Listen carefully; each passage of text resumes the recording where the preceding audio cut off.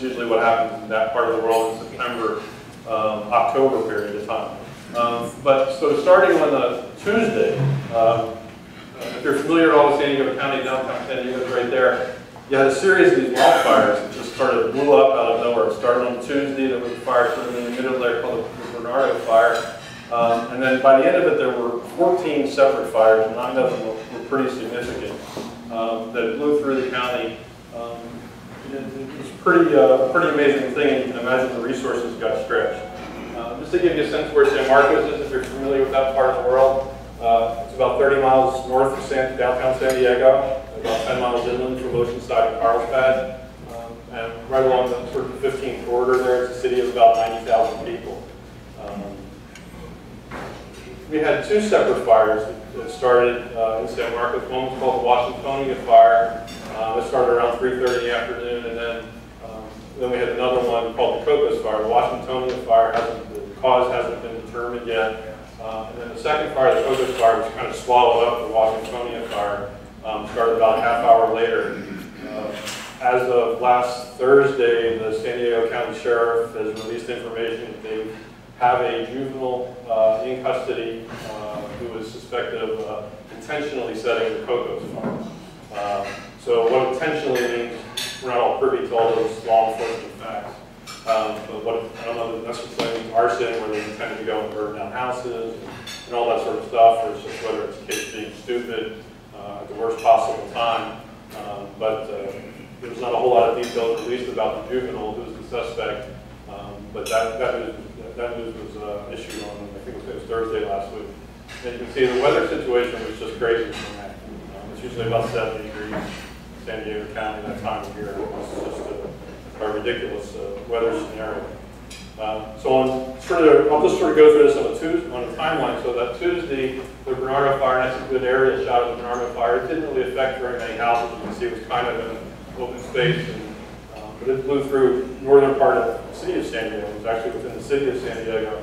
And one of the great facts for us was that that night was our council meeting, and our outgoing fire chief was given a plaque and all that sort of stuff, and our new fire chief got his fire chief pin that night. And you know, and that fire was to our south. It was burning, but it wasn't any kind of a threat. But we were all on a little bit of notice at that point, a little bit nervous about what was going to happen.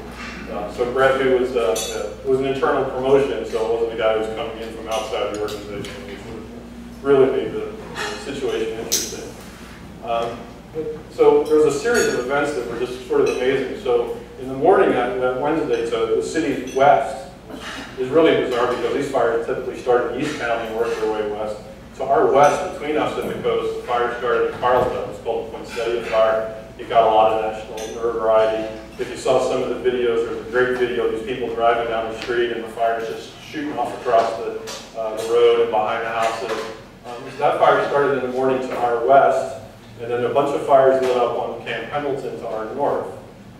So we're starting to get nervous, and about 11:30 that morning I go down and talk to my brand new fire chief and say, you know, do we need to think about getting our emergency center going? And he's like, no, not quite yet, because we've already got trucks going in Carlsbad, we got trucks in San Diego, we have trucks going to Camp Pendleton, we're already getting spread out pretty thin, so we didn't have anything going on directly, so we sort of just backed off and said, okay, let's sort of wait and see what happens. And then around noontime, a fire to our east in Escondido started, and no one really knew what it was about. But it started as a church, and so now, as the city manager of San Marcos, I'm surrounded by fires on north, south, east, and west.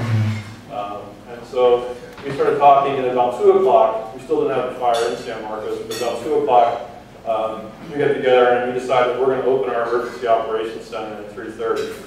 And what that means is an emergency operations center at the city government level is basically, it's myself, I manage that, various department heads, whatever, and our job is to support what's ever going to happen in the field. So whether it's the firefighters, the sheriff, police, whatever they need, the emergency operations center is responsible for getting them fed, getting the public works guys out there with barricades to block streets, getting news out to the public. That's where all that sort of happens. So we decided at 2 o'clock we were going to open our DOC up at 3:30. And for a couple of reasons, there were fires all around us, but none in our town. We knew that there were going to be resources coming from outside the county that were going to be helping the San Diego area fight the fires. And A, we felt we had great training. So we got in there at about 3:30, and at 3:33, I get a call that there was a fire at about the worst place for San Marcos that it could be. So just to give you those arrows, the top red arrow is where City Hall is. This middle red arrow is where Cal State San Marcos is. That's the university that's in our town. And then the third red arrow is where the Cocos fire started. When I say it's about the worst place possible for us, we have this sort of rural neighborhood, larger houses, 17, 18-foot wide roads, super steep slopes, hasn't burned in a long time. When I got there 2 years ago, you're getting your lay of the land and what's going on in your city. And the fire chief then said, this is our nightmare scenario. This is where we don't want to have a fire. So that's where our fire started. And then it gives you sort of a blow up, so a bit of the topography. Then you can see east to west, if the wind's coming out of the east, the fire starts about there. You can see what's downwind.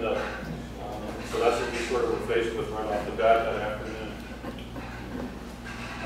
So the fire started, we got into the AOC at 3:30, and at 3:33 the call came in, the first fire started. So instead of saying, okay, let's go level 1, low level, and just get some training, let's start bringing everybody in. At 3:35, Cal State San Marcos opened theirs up and started figuring out how to evacuate all their students. They were in finals week and graduation was that coming weekend. So they're trying to get all that stuff squared away. At 3:45, so within 10 minutes of the fire started, that neighborhood I showed you, the sheriff's trying to get that evacuated. Before anybody's done anything, we might have had one truck out there at that point. But at 3:45, the sheriff starts evacuating that neighborhood. And then at 3:57, Cal State, they heard their emergency. And at 3:59, the second fire starts, which just blew up, much bigger than the first one. So we declared an emergency at 4 o'clock. And by 4:40, we had 20,000 people evacuated. It was, or we had the orders issued. I shouldn't say we had them all evacuated, but we had the orders issued. So that gives you a sense that's right behind Cal State San Marcos. To kind of get a sense, that smoke is essentially the edge of their property behind the parking lot. One of the amazing things in this fire, from the 2007 fire down there, was the big criticism that happened then was that the military's assets sat on the sidelines. There wasn't enough aerial assets to fight the fires.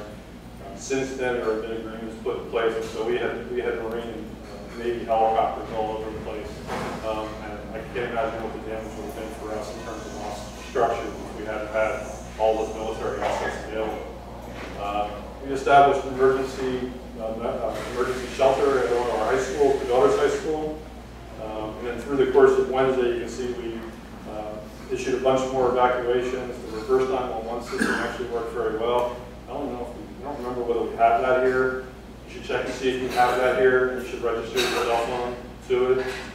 If you're on it, you get a phone call, and then you get a text, and then if you get a third phone call. So many people got 3 and 4 contacts directly about being in an evacuation area. You know, the wildfire risk here is not the same, but anyway, the earthquake risk is significant. So if you have that reverse 911 up here, definitely register for it. The governor declared a state of emergency, and within 2.5 hours, 3 hours of that fire starting, we were up to 500 acres. It was just raging through the hills there. So if you just scroll through some pictures, it was a pretty amazing scene. Now, around 9 o'clock, the wind started to lay down a little bit,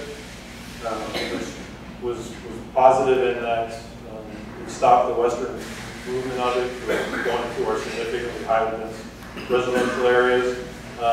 It's one of the first times in California history they allow on this fire over nighttime flights.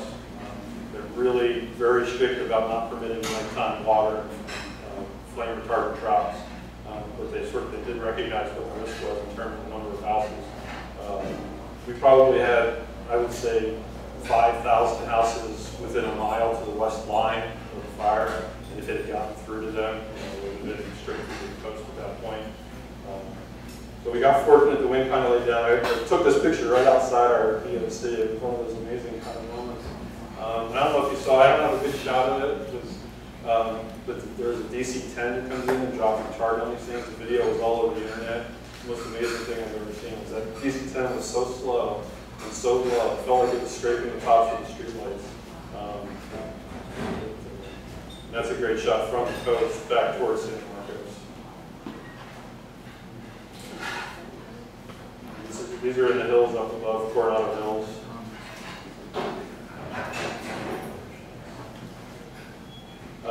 Thursday morning, the second day of the fire, we thought we kind of had winded laid down, and then we started to get our arms around it.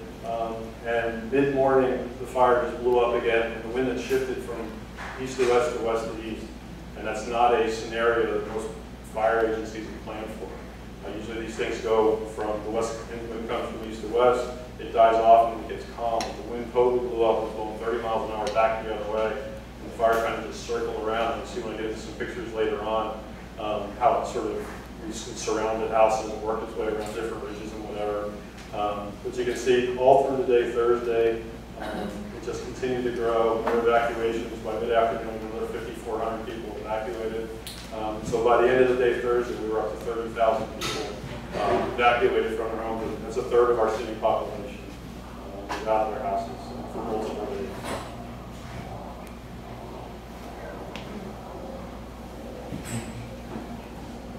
Picture, jump off and say it's some pictures.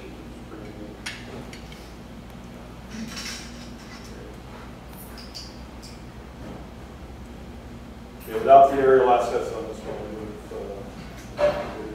don't recommend you do this if you get evacuated in one of these things. It's astonishing how many people don't evacuate when they're evacuated. So we had one guy, I hope he gets arrested, they're still investigating him. He didn't evacuate in the 07 fire, and he actually, as the fire was coming up the canyon towards his house, essentially threw a Molotov cocktail out in front of it, lighted the brush in front of his house on fire before it got there. Just basically trying to control it. The firefighters do that backlighting thing and try to get out in front of the line and burn it out before the fast-moving fire gets there. This gentleman actually turned his hose on firefighters because he didn't think they were protecting his house well enough. We did lose 5 houses within the city limits. 8 houses within our fire protection district. Sort of a fact sheet towards the back, we had 36 houses total, 36 residential structures totally lost in the fire. There was a church community called Harmony Grove that took the brunt of it. It's actually in the unincorporated area to our east. This was a shot before, and then I have an overhead shot from the helicopter of what it looked like afterwards. It's pretty astonishing.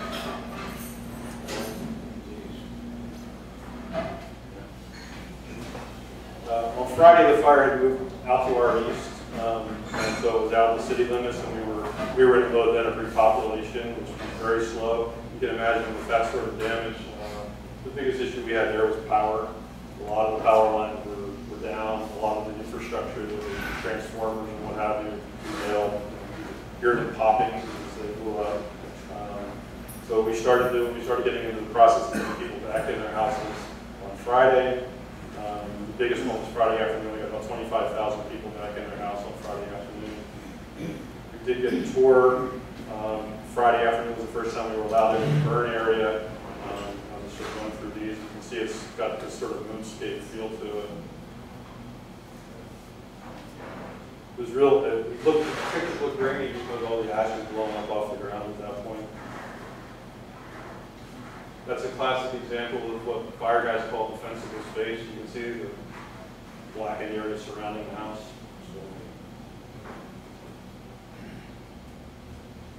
These guys do an amazing job. Those are prisoners. If you see one of these fires, you see the orange, they're prisoners. They're the ones that go out and cut the lines. When you hear fire containment, it's about a line. It's like a trench line in the war. So what they can't bulldoze, they use the prison guys doing with axes and hatchets and shovels, and they dig the lines. That gives you a sense of power. What's going on? You see the power line just hanging there. That's actually the Cocos Canyon, so that's where the fire started, right now in the canyon. On Friday, things were slowing down for us. It was still just about getting people back in. We actually downgraded our level. Saturday, same sort of thing. The goal was just getting people back into their houses as quickly as we could. We closed our shelters Saturday night. And then just a sort of a quick fact sheet. 2,000 acres burned roughly, no injuries. That was the amazing part. No civilian injuries, no firefighter injuries. Social media for us was the big thing. You can see on the bottom one, we put an evacuation map online on Thursday, and we had almost 300,000 hits to it. I don't think those are unique visitors, but still, if you just sort of do the math, if that's 10%, almost 30,000 hits to that map. So it's either people trying to figure out when they can get back home, or their family members trying to figure out if they're back home. We figured we were reaching 56,000 people with each of our Facebook posts. One of the great pictures I was proud of was there was a photo in the newspaper of the Carlsbad EOC, and it had a woman sitting in front of the computer screen, and you could see the screen that had the San Marcos website on it. So they were using us as their information for a large part of it.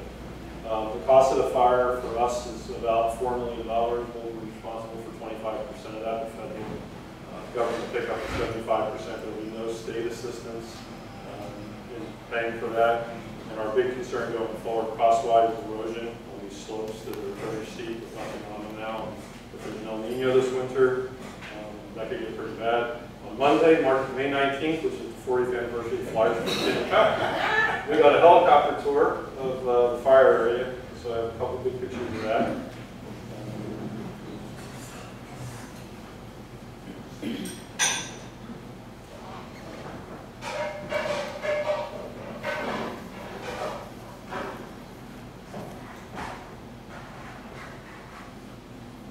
That's pretty amazing. And that's the main road that goes up to that neighborhood. We're very worried about the viability of that road because of the rock and stuff that's got moved around out of the event.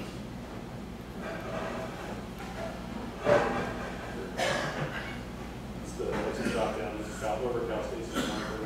You can see how it wrapped around there.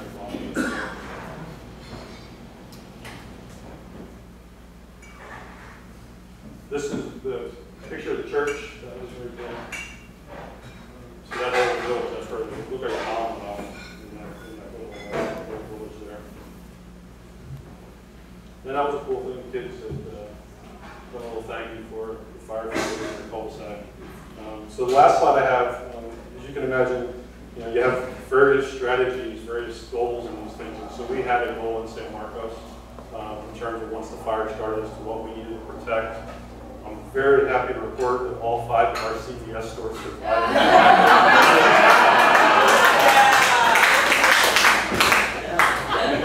This one actually in the middle was closed and evacuated for 2 days. Everybody else did fine. They got windows. They all had, 2 of them had drive-thru. So that's it. I think I kept the time. Anybody have any questions?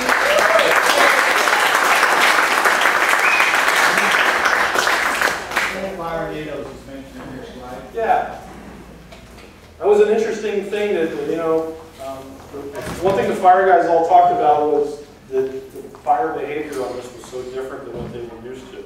And the intensity, you had these plumes of flame that were going out 50 feet in the air, 40 feet in the air. And so the news sort of dubbed them fire tornadoes. That's what they looked like. They were cyclical cylinders and they were shooting out.